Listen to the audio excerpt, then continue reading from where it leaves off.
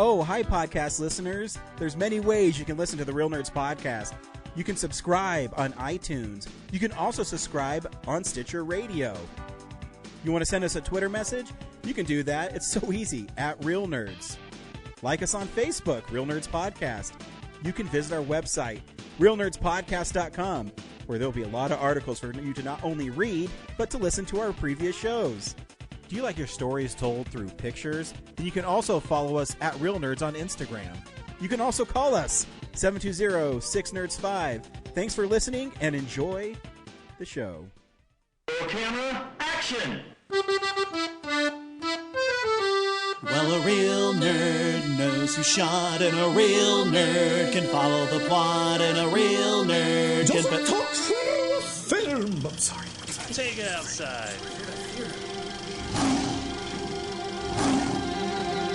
Well, a real nerd knows who shot, and a real nerd can follow the plot, and a real nerd will give it all they got.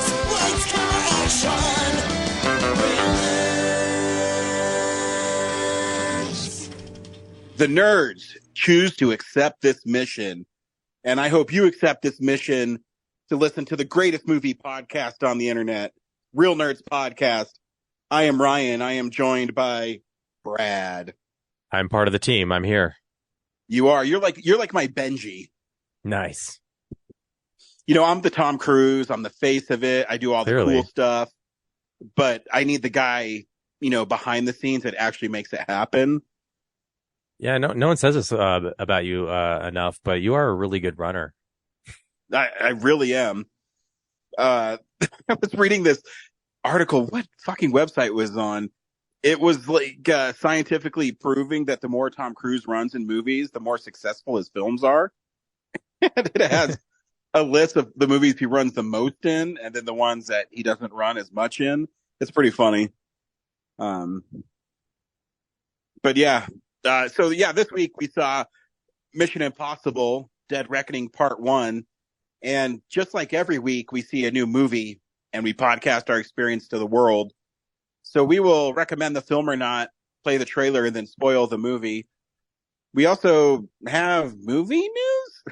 I don't know, man. The strike is really Yeah, that's what I mean. There's really nothing. So, I mean, we could play like one of my favorite Easter eggs ever on a DVD. And I checked, it's on YouTube. Is Ben Stiller when he's Tom Cruise's stunt double for Mission Impossible 2. It's great. Anywho, so yeah, there's really no news. So we'll just talk about the movie and stuff we watched this week. I mean, for me, the big news of the week is, you know, the new Mortal Kombat 1. They put out another new trailer and it has 3 more characters in it, and one, her name's Lee May, and she hasn't been in a game since 2006. So that's pretty cool.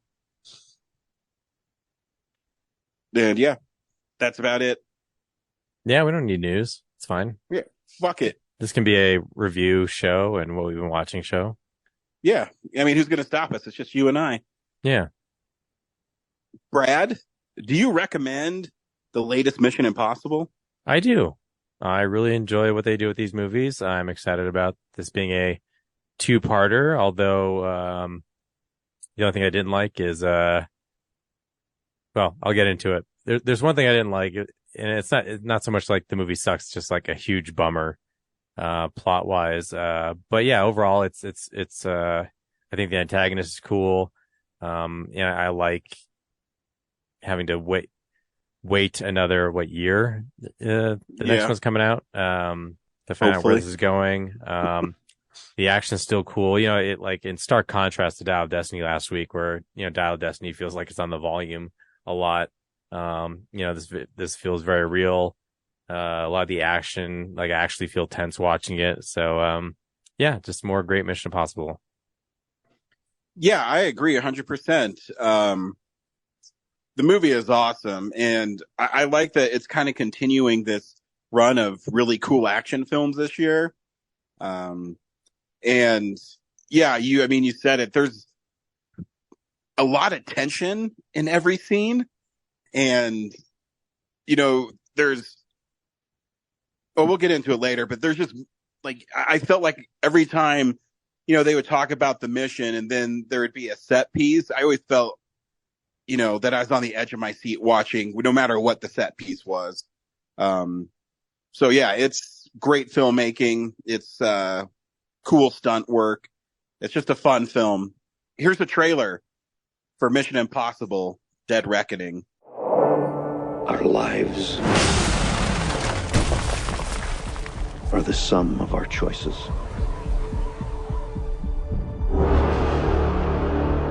And we cannot escape the past. Ethan, this mission of yours is gonna cost you dearly.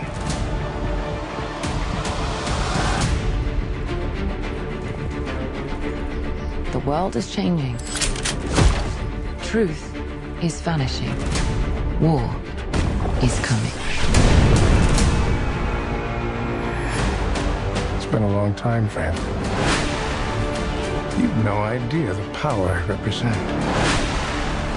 It knows your story and how it ends.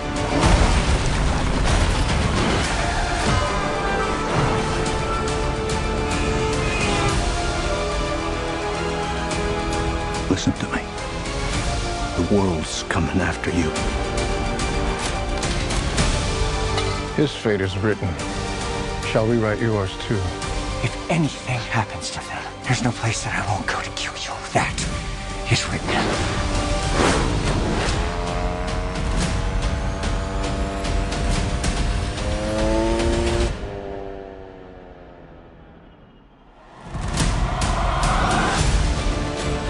Ethan, what's your objective?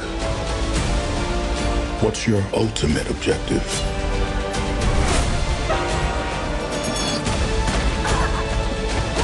Your life will always matter more to me than my own.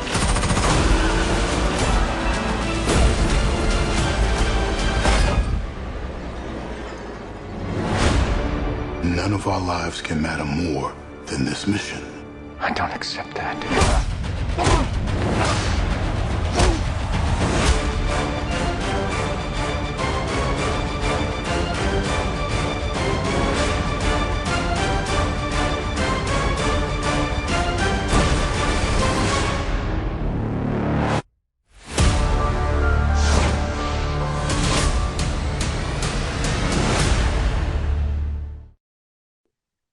Ethan Hunt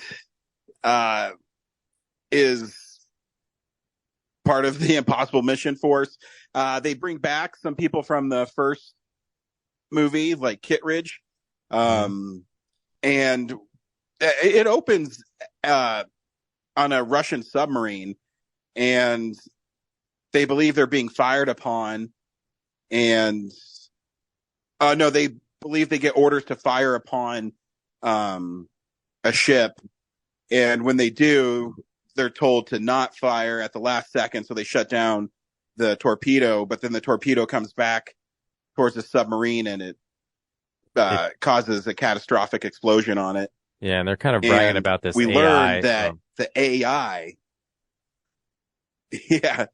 the AI is in control of this submarine, and not only that, but it's been able to infiltrate the higher levels of national security all over the world.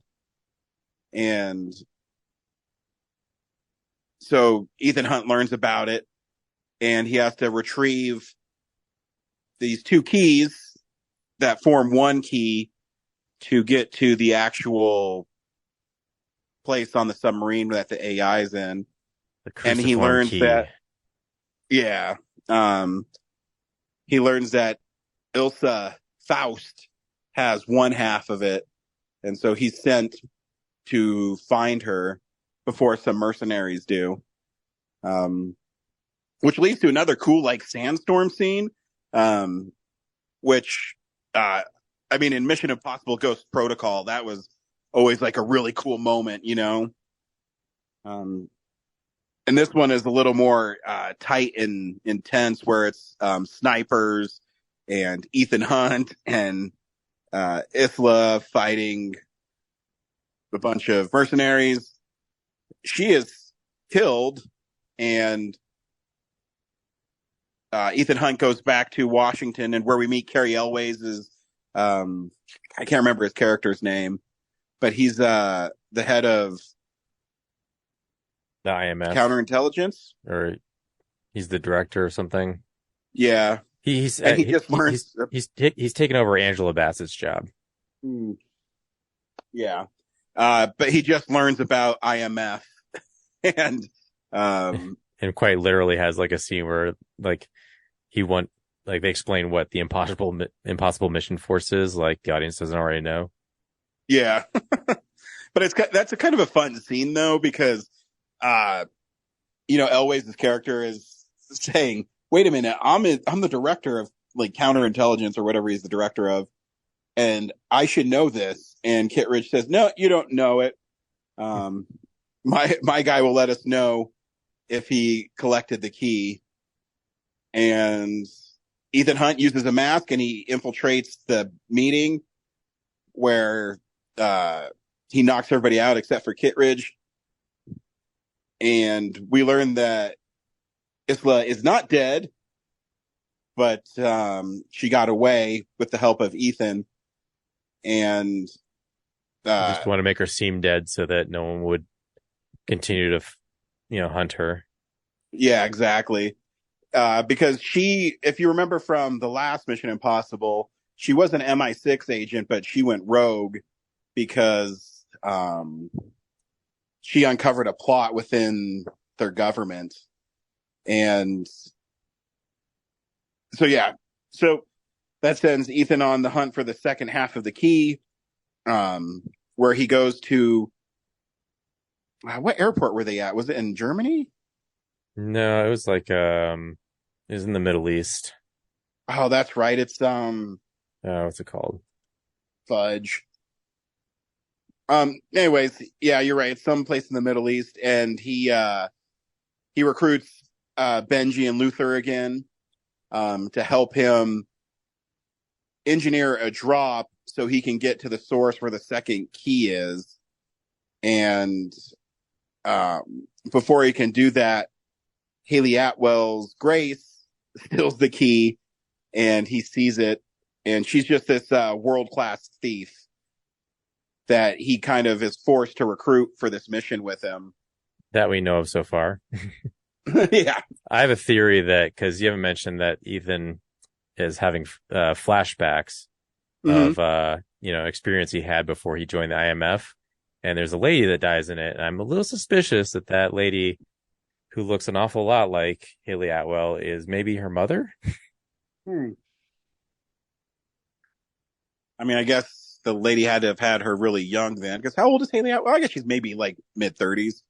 So that makes sense. Late 20s. Tom Cruise is. Yeah, early 30s. Yeah, Tom Cruise is like 60, so.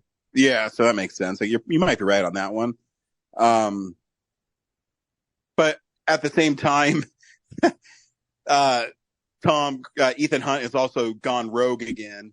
And I love the character. I forget his name, but he's telling all his superiors, he says, maybe he saved the world a bunch of times and he's gone rogue before. Maybe there's a reason he does. Yeah, that's kind of like the corny part, is like, because he has that like, I don't know, like that CIA team, FBI team, whatever, chasing him. And that, like, you don't know why. There's like, he's going rogue again. It's like, yeah, every time he goes rogue, he does something good. So yeah, Jasper and that's Briggs. kind of, I think, the charm of the IMF agents anyways, right? Is they really don't answer to anybody. Yeah. But there's funny parts in the game of cat and mouse, and I think Haley Atwell is great in this movie, by the way. At the airport's really fun. I like the part where the CIA guys are looking for Ethan and he's running across the roof of the airport. You can see him running while they're looking for him. Yeah, that was a fun shot.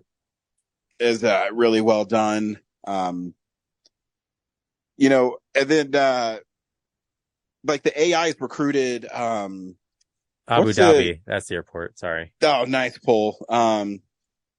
what's the guy's name again? Who's like Ethan Hunt's nemesis? Oh, Damn it. Gabriel. Gabriel, correct. So the AI has recruited Gabriel to help it reach its goal. And he, in turn, also has like a kick-ass henchwoman. Yeah, Paris. Paris, played by Mantis. I don't want to mispronounce her last name, but I want to say Clementif. Yeah, sounds right to me. That's what I would say. Clementif. Yeah, I mean, it's French. So they're also on the hunt for this. And it leads them to Rome, or Venice, I'm sorry. It's Rome. I got that. It's Rome, right. yeah. Which gave me flashbacks to Fast X. I know, I was thinking that too, but what makes this movie so much cooler is they actually used real freaking Cars, yeah. Cars. There's not a giant ball like bouncing around like CGI. It's like metal ball bouncing around everywhere. It's like real cars plowing through the streets. Cause yeah, Palm gets like the Hummer and it just annihilates bikes and everybody. Yeah. And it all feels, like the real cars. Unlike Fast X, which is known for cars, but they use CGI ones. I know. It's like, that's the whole thing, because they even use the same staircase. Yeah. But I don't know if it has to do with I'm sure it's probably real because, Tom Cruise wants it to be. But also I think it shows a little more sophistication in the director, to maybe the shots that are enhanced with CGI aren't noticeable. Where in Fast X, you could, like, the cars had no weight to them. You know what I mean? Yeah, it was like a pinball machine in that movie. Yeah, exactly. And I'm guessing Tom Cruise probably really drove one of those Fiats through it anyways. But yeah, so that ends up, Grace gets away from him, but he's able to track her down. It's just each set piece is awesome. Cause they eventually get to like this rave party where they meet, the White Widow again. Cause she wants to sell her half of the key for profit. Well, she hired, Grace. So we find that out. Correct. To steal it. And the rave party basically brings everyone together in a single place. So all of our characters in this one room. Yep. And then there's a tense like standoff. And then this is where the Tom Cruise running really happens. Yeah, Gabriel is like him being the protector of the entity. Like he has this prophetic nature where he declares like, it has been decided that tonight either Ilsa will die or Grace will die. And that launches Ethan into running mode. But yeah, he runs through the streets of Venice. The fight between him, Paris, and like the henchmen in that narrow alley was so fucking cool. Like brutal, yeah. But it just like the tight quarters and how not only Tom Cruise pulled it off, but Palm Clementif did too. Is we already knew she was pretty badass from being Mantis, but she like what I like about her is I'm not sure about her training, but her movements are so precise and so in control. She's pretty badass. And there's a really important moment in this scene that I didn't even see was going to play out, but Ethan has the chance to kill her and he doesn't, and he lets her live. And Ethan's being led the wrong way though, because the entity, the AI, hacks into him and pretends to be Benji.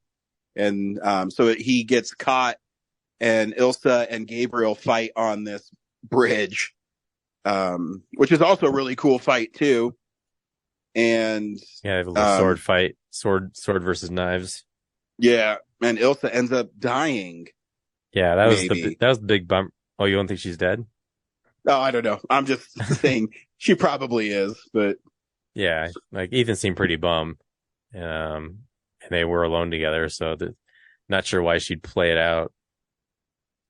But I hope not. Like that was a huge bummer for me because I really liked yeah, her character. She's only been in the 2 movies, so yeah. Rebecca Ferguson's a really cool actress, and yeah, she's great in this. And so that leads to Ethan recruiting Grace to be part of the MIF, and the IMF. that leads to You said MIF, MIF. Did I? I mean Yeah. IMF. That leads to the train scene, where Grace takes the place of the White Widow to complete the sale of the key. And we learn that Carrie Elway's character is one of the bad guys, who gets killed by Gabriel. And then Gabriel tries to kill Paris and leaves her for dead. And what's cool about this scene too is Ethan has to get on the train, and because the trailer, of his motorcycle jump, what's going to happen. But I still like the anticipation of how he's going to get to the train. You know what I mean? Yeah, I think it's gonna be easy because they're like, oh, we're just gonna make these masks and we're impersonate the White Widow and the other guy, and yeah, the box fails and they only have one mask, so he's got to get his own way on. And Grace is completely reluctant to do any of this stuff, because she's just a thief. And but yeah, the rest of the team, she feels guilty that her constantly trying to escape kind of got Ilsa killed. So she's like, okay, I'll help these guys out. And they'll explain like, hey, we're all here because we all have like checkered pasts. Mm-hmm. And we're here because we want to do the right thing. Yeah. No matter what, like everyone's life is worth something. And even though we don't know each other.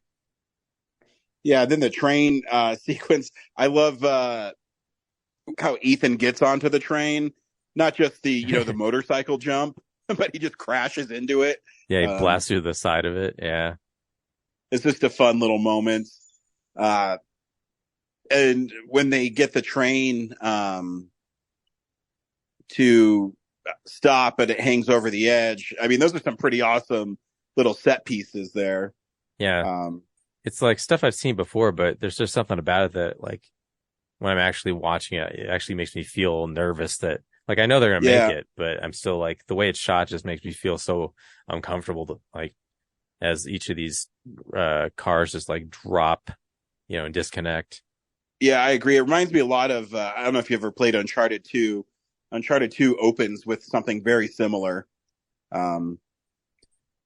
Obviously on the big screen, it plays a lot larger, but it has the same kind of feel where you're going from train car to train car while stuff is falling on you. And, yeah.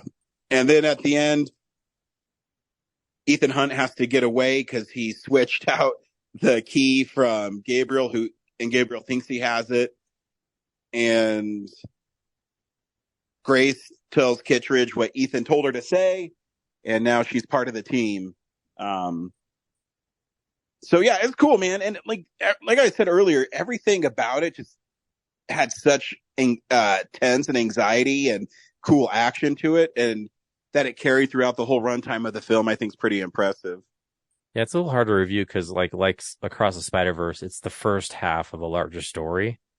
So Yeah. it's like, okay, like this movie just sets up all the pieces. So it gets like Grace into the IMF, we lose a character, but it gives Ethan like a thing of, cause yeah, Luther has that scene where like, it looked like I need to talk to you cause I needed to know that we're on the same page. Cause, we have to outsmart this, AI, and it's got these 2 probable outcomes that's guessing for you that you're going to like, I know you want to kill Gabriel, but you can't kill Gabriel because you have to leave him. In order to find out like what the key goes to, we have to keep him alive. And then the entity's anticipating that you're going to kill him. So you have to not do that, even though you really want to. Yeah, and I also glossed over that Paris saves Ethan for him not killing her earlier. So I have a feeling maybe she'll join them as well. That'd be cool. Yeah. Because, I mean, it doesn't really end on a cliffhanger, but the film does set up the next movie, if that makes sense. Yeah. Like, the movie definitely ends. It's not like Spider-Verse where it's, you know, a literal cliffhanger. Never says to be continued, and it doesn't have any post like credit teases. So it's I know, it like, would have been perfect though to put like a little teaser trailer for the next one after it. Yeah, I always liked it when, like, you know, Back to the Future 2, I think, did that. Yeah. And Super Mario Brothers. Mario, Luigi, you're not going to believe this. Wonder what happened. happened. Yeah. It's like it ends for that act, but yeah, it's nothing's resolved, you know. I guess they do tease a little bit, like, you know, they have this like drone shot towards the crash sub, like, hey, yeah, they know where they have to go next. But you know, is Tom Cruise the greatest action star of all time? I think he might be. I don't know, Schwarzenegger, man. I know, but it's tough. Maybe modern, like, best action star right now. Well, you got Keanu Reeves. It's pretty popular. Yeah, but I think Tom Cruise is. Well, I mean, I don't think I know Tom Cruise is a way better actor than Keanu Reeves. I don't know. There's just something about Cruise's intensity in films that I think translates to why his action movies are so cool. That not a lot of people can bring to the screen. And I think Tom Cruise just wants to entertain people. So he knows, you know, what people want to watch. You saw that clip of him eating popcorn, right? He just loves movies. Oh, he does. He watches a movie a day. There's a really old podcast of him. I don't even know if you could even listen to it anymore. Cause it was on the Nerdist with, what was his name? Chris Hardwick. And it was for, Edge of Tomorrow. And he talks about why he loves movies, and he always watches movies because he likes to take what works for movies and, you know, put it into his, and he's always working on 2 or 3 movies at once, at different stages of production. It's a really cool interview. If it's still around, it's about 2 hours long. Everybody should definitely listen to it. Yeah. So yeah, I can't wait for the next one. I mean, just a fun movie. Yeah, I need to find out where this is going. Yep. Cause it's gotta be more than just like he has to kill an AI program. It's gotta be something else to it. I'm sure it's setting up other stuff because, like you said, there's flashbacks of how he got into the secret agent business, and I'm sure that's going to come into play, right? Yeah, and he's like Gabriel's some dude from his past. But yeah, it's interesting. Like they almost don't touch on those flashbacks. You see them, but like none of the characters really mention anything about them. So hopefully part 2, they're more important. I think they will, because obviously he's going to have to explain to Benji and Luther and Grace who this guy is, you know? Because we also don't really know who he is, right? Yeah, he's just some, like, you know, eccentric dude who's just like, I have to protect this program, and it's just my mission. He has a really cool voice, though. He sounds really, like, smooth. Yeah. Yeah, I can't wait. Sweet. We watch things throughout the week in a segment I call What We've Been Watching. So, this is the stuff we've been watching. So, Brad, what'd you watch this week? I'm just going to talk about the one cool thing that I watched, which was So a couple months ago, I saw an ad come through my feed of like, hey, the Colorado Symphony is going to play the Danny Elfman soundtrack to Batman 89 Oh, cool. at the Betcher Concert Hall. Tickets are really cheap. So I was like, hell yeah, I'll do this. Thinking that they were just going to like, like popping in the CD, you'd listen to the music, right? Yeah. No, you got to watch the whole movie and they would drop out the sound for the music and then play it live. Oh, sweet. So yeah, I'm sitting there going like, they have like this, screen that's like 4-sided, dropped from the ceiling, like right above the symphony, musicians. Yeah. And so it's sitting there going like, they have like the Batman logo on. I'm like, oh, cool. It's like a little advertising thing. You'll see maybe clips from the movie as it goes, but no, they just straight play the movie. They boost the dialogue. Some sound effects are missing because of the way the audio has to be drowned out so you can actually hear the symphony with it. So that was an interesting part of the watch, but, yeah. And I remember like taking, when I bought the seats, like looking and seeing the whole row that I was in, cause I got like the cheapest ones. Cause, yeah, it's not a visual show. It's an audio one. So you can sit anywhere in that, the acoustics in that room are made so that, no matter where you're sitting, you're getting a good experience. But yeah, when I showed up, there was no one in that row. So I was nicely all by myself. Nice. Yeah, like way in the back, but still, I can watch the screen and it was cool. Just like watching, the audio for the movie is pretty terrible when it's like mixed like that, but hearing them play it live and, I bet the theme would have been incredible to hear live. Yeah, just hearing their version of like the march and everything. It was cool. And they even like, the credits has, like the Prince songs, right? Yeah. But for this show, they just like, they made their own medley of, the Batman themes to go throughout the whole credits. Yeah, I was sitting there like watching, are they going to play Prince songs, like their version of them when he's like in the museum or the art museum? Yeah. And no, they just played the music from the movie for that scenes like that. But yeah, like the score in the cathedral is great. When the Batmobile is driving through the forest is great.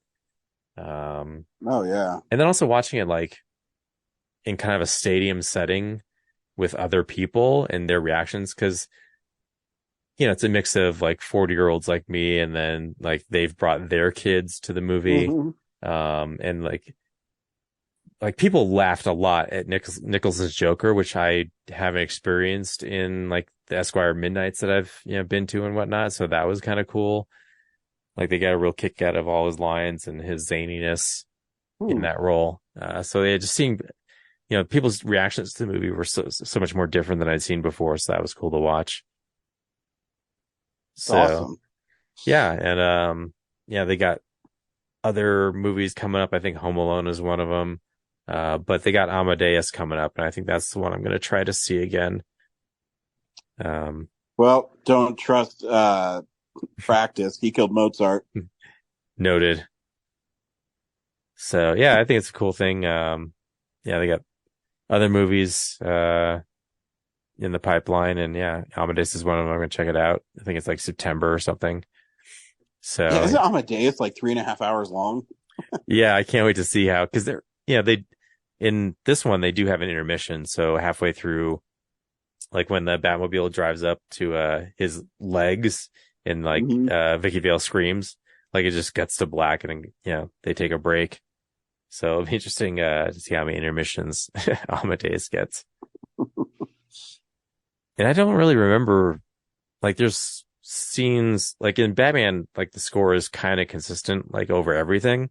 Yeah. Amadeus, I think there's like, it's only there when they're doing like actual scenes and plays and, like. Yeah, like I haven't seen it in a long time, but. Yeah, there's a couple parts at parties where he like plays a piano in front of everyone. Yeah. But like the only part there's actually Mozart's music is when they're doing like plays or productions. Correct. In the movie. So, and that's like few and far between. So it's like they're going to have like a lot of downtime I wonder what they're going to do with all that. So I don't know. But yeah, it's cool. It's my Nice. my ticket's like $20. It's like going to see a Oh, like a regular that's movie. awesome. So yeah, definitely something I'd recommend people do. What'd you watch? So Brad, I finally got around to watching New York Ninja.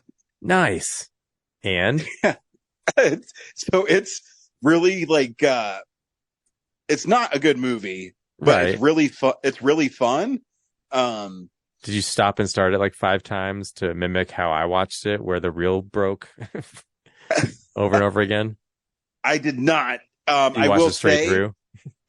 yeah. So I picked it up at the Archive, which is a really cool Vinegar Syndrome outlet store that we have in Colorado for some reason, and it's in a really weird part of Aurora. But Yep. The Blu-ray, I think, was $24.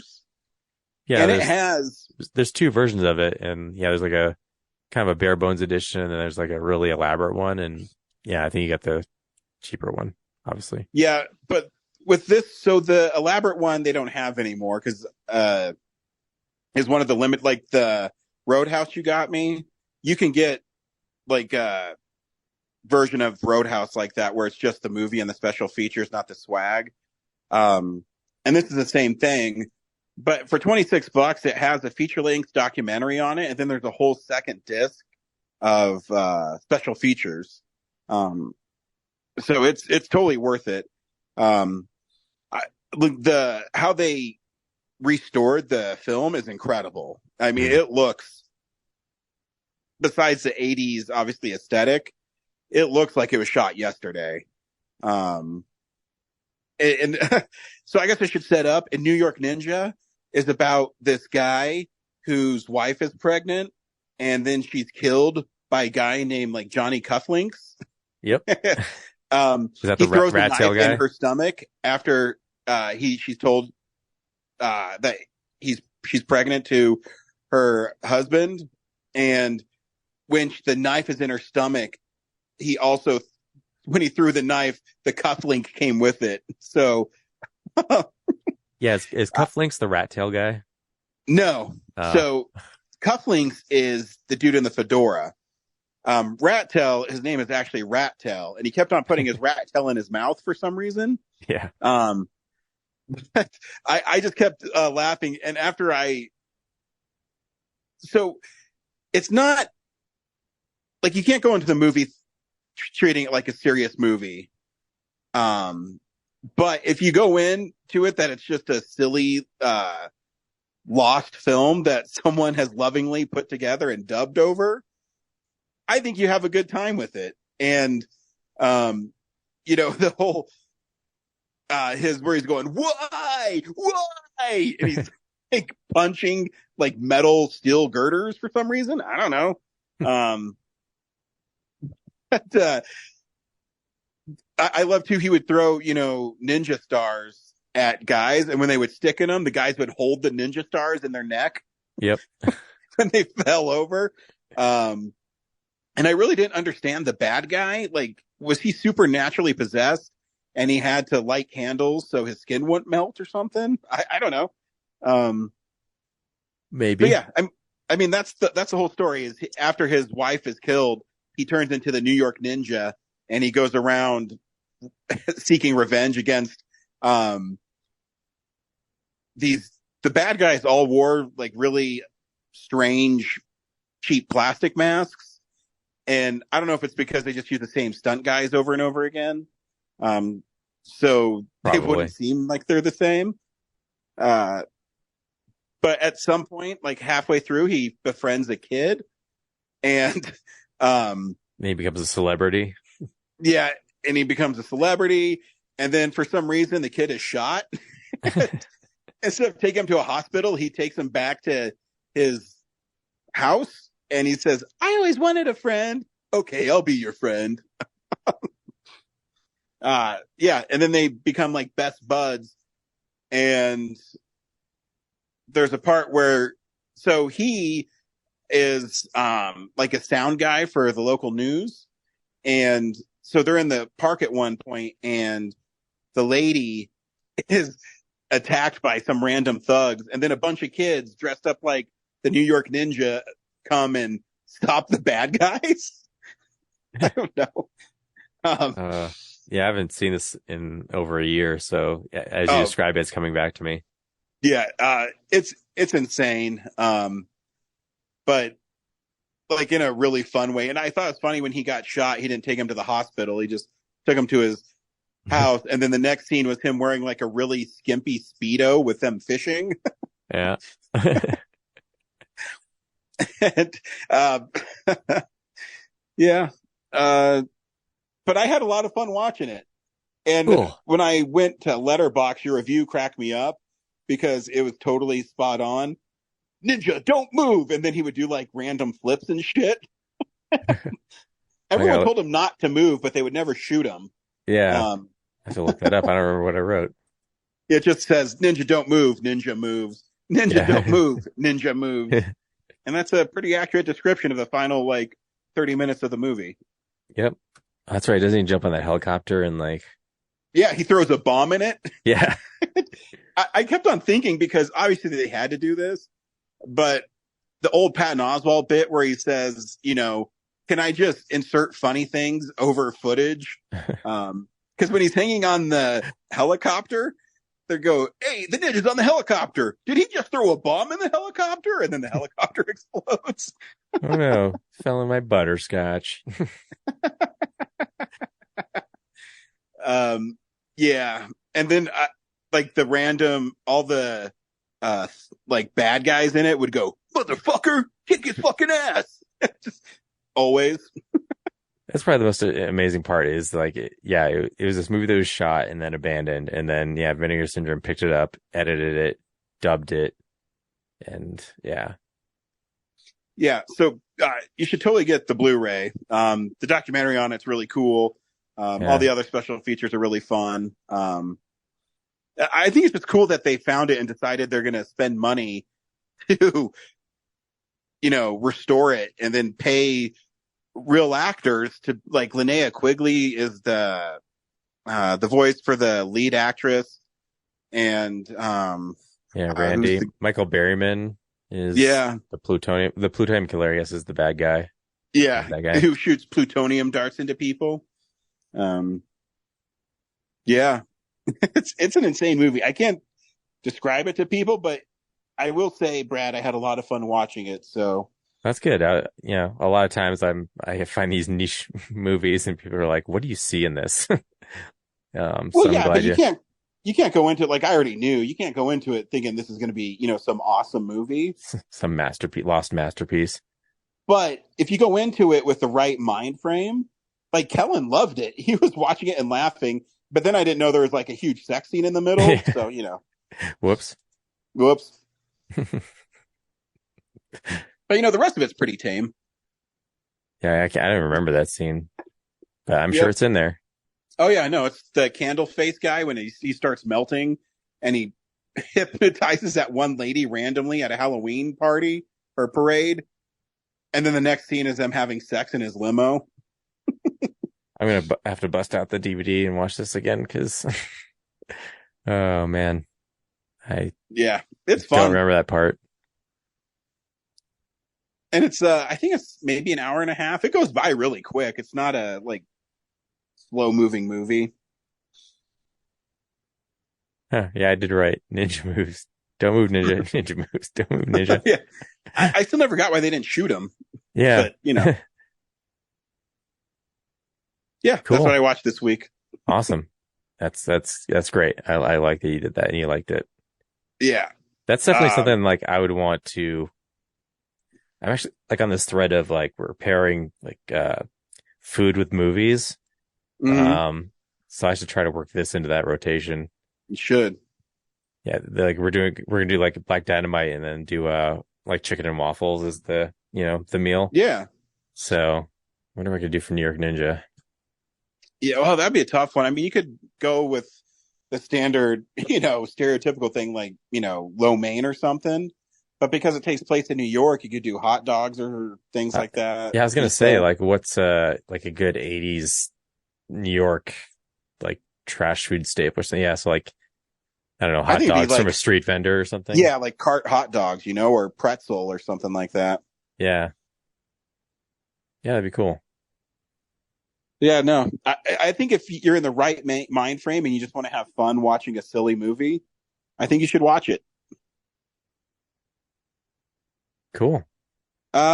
Next week, we're doing the internet sensation Barbenheimer, where Barbie and Oppenheimer will be our films of the week. So stay tuned for that. And yeah, that's all I got right now. Yeah, we got episode Brad, 6. do you have any closing words of wisdom? No, just we also have episode 600 coming up pretty soon here. Yep. Which I don't know what we're gonna do to celebrate that. I feel like we've run the gamut of all things you can do to celebrate an episode. Yeah, I don't know. I'll have to think about it. Yeah, we've done live shows, we've done specialty shows, we've done. Yeah, I don't know. Yep, I'm gonna have to think about it. We've done film explosions of 500s and whatnot. So, yeah, I don't know. Yep. We'll have to figure it out. And then also Stitcher is going away, if you don't know. So if you're following us on Stitcher, maybe subscribe to us elsewhere. Yeah. So you don't lose us. Please do. But yeah. That's what we got. Until next week, we'll see you at the movies. Well, a real nerd knows who shot. A real nerd can follow the plot. And a real nerd will give it all they got. Lights, camera, action. Real nerds. Thanks for listening to Real Nerds Podcast, a Nebulous Visions production. Stream or download episodes, read articles at realnerdspodcast.com. Stream us on Apple or Google Podcast, Stitcher, Spotify, or iHeartRadio. Follow us on Facebook, Real Nerds Podcast. Twitter and Instagram, @Real Nerds. Watch us on YouTube, Real Nerds Podcast. Email us at realnerds@gmail.com. Call us at 720-6nerds5. Thank you to Sparks Mandrill, Mike at Plan 9 Studios, and Bolognium for all of our groovy theme songs. And that's how you fucking do it!